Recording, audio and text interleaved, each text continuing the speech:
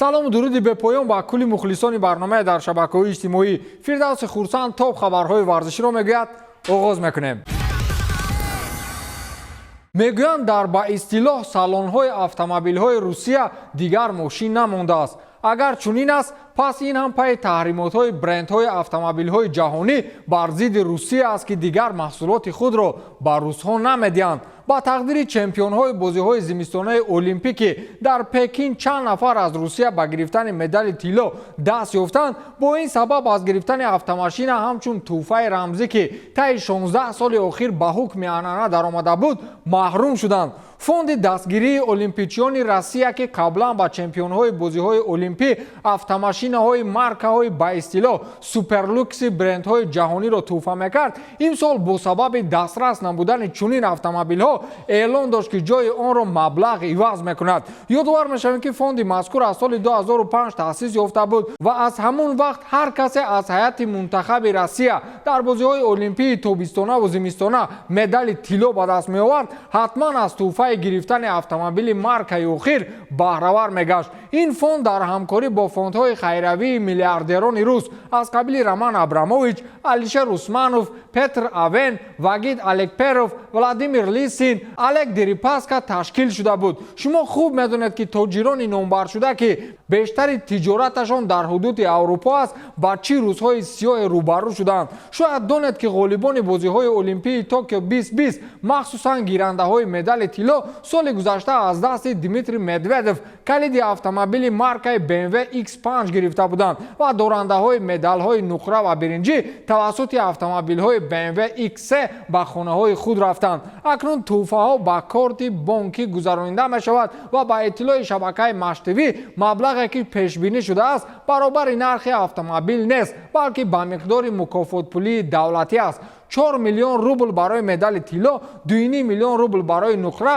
و 1.7 میلیون روبل برای گیرنده‌های مدال برنجی پکین 2022 پیش بینی شده است. باز بدبختی دیگر این است که قبلا برای هر مدال طلا علاوه تحفه بود، ولی امسال اگر 10 مدال طلا هم که گرفته باشی همون 4 میلیون روبل میگیری. من به حکومت روسیه و فوند مذکور حیران میشوم. اقلا از مارکای آخرین تمغه لادا به هر یک تاشون 20 ماشین تحفه میکردند نرخ یک BMW X6 میشد. با قول خود روس‌ها زتا ماشین نام داشت. همین در بعض گشتین‌های ما هم جایزه автомاشین گفته اعلان میکنند، بعد میبینی که در آخر پهلوان چمپیون یک نکسی دو در عقبش کار نمیکرده رو تله کرده میبرد.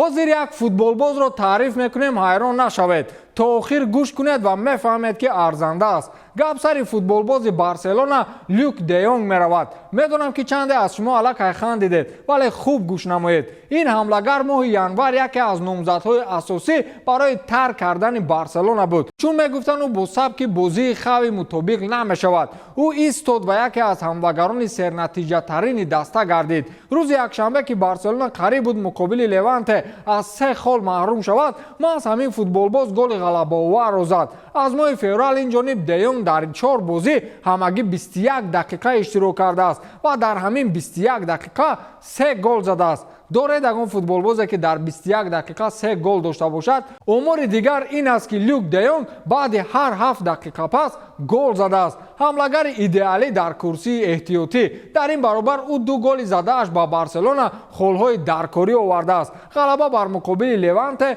و مساوی لازمی بر مقابل اسپانیول. ماه ینور قریب دیونگ را میفروختند. حاضر باشد خوی او را نمونه عبرت میداند. در هر 7 دقیقه پس که گل زند این معنای آن را دارد که در یک بازی پورا قریب 13 گل میزند. اکنون فهمیدید که دیونگش کی بوده است.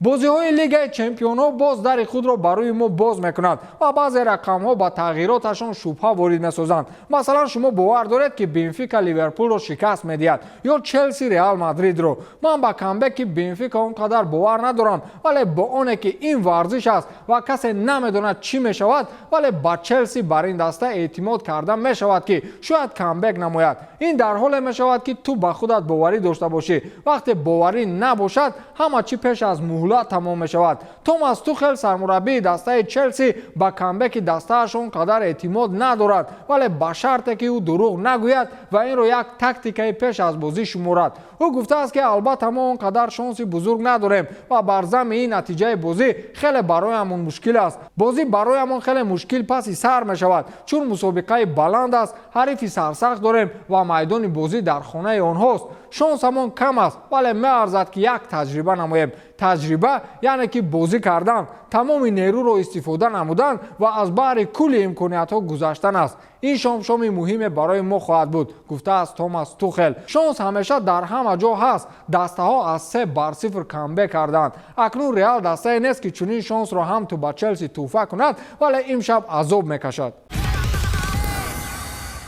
Ариан Робенро ёд доред, футболбозе ки ҳунару истеъдодаш мисли даҳҳои дигар пушти эраи фавқулодаи Роналду ва Месси пинҳон монд. ӯ дар дастаҳои ПСВ, Челси, Реал Мадрид ва ахиран Бавария Мюнхен бозӣ кардааст. ӯ соли 2019 футболро хотима бахшида буд ва баъди як солаш боз баргашт, вале ба дастаҳои ба истилоҳ гранд не, балки ба дастаҳои назарногир ва фақат барои кор кардани миқдори пайса. ана ҳамин Робени машҳур ки ҳоло даврони 38-солагии худро паси сар мекунад, дирӯз дар як марафон дар Роттердам 42 километр роҳро тай намуд. дар ин марафон варзишгарони касбӣ аз нави варзиши сабук, махсусан аз варзиши давидан иштирок доштанд ва ин боис гашт ки футболбози ҳолландӣ дар ин марафон чемпион нашавад. ӯ аз лидери мусобиқа бо тафовути 69 дақиқа дертар ба марра расид, вале далел ин аст ки ӯ 3 соату 13 дақиқаву 57 сония роҳро давида тай кардааст. собиқ футболбози машҳур ҳамроҳ бо канкитози машҳури дигар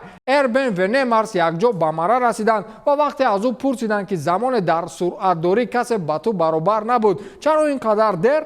ӯ гуфтааст ки агар масофаи 200 метра мебуд, ягон фикр мекардем, вале масофа хеле дароз буд ва ман умед ҳам надоштам, гуфтааст Ариан Робен. дар 38-солагӣ одамон 42 километр роҳ медаванд. ман ба ҳамин ҷавониам 42 километрро бо мошин равам девона мешавам.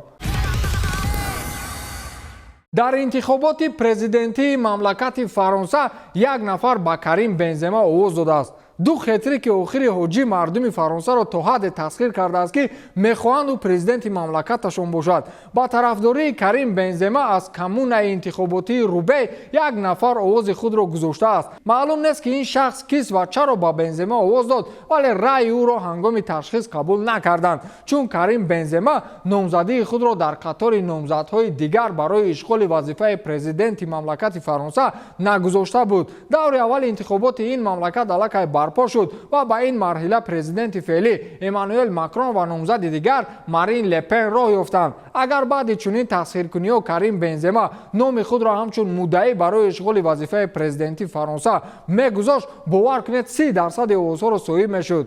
чӣ гуфтед? ба ҳамин тамом, то дидор, хайр.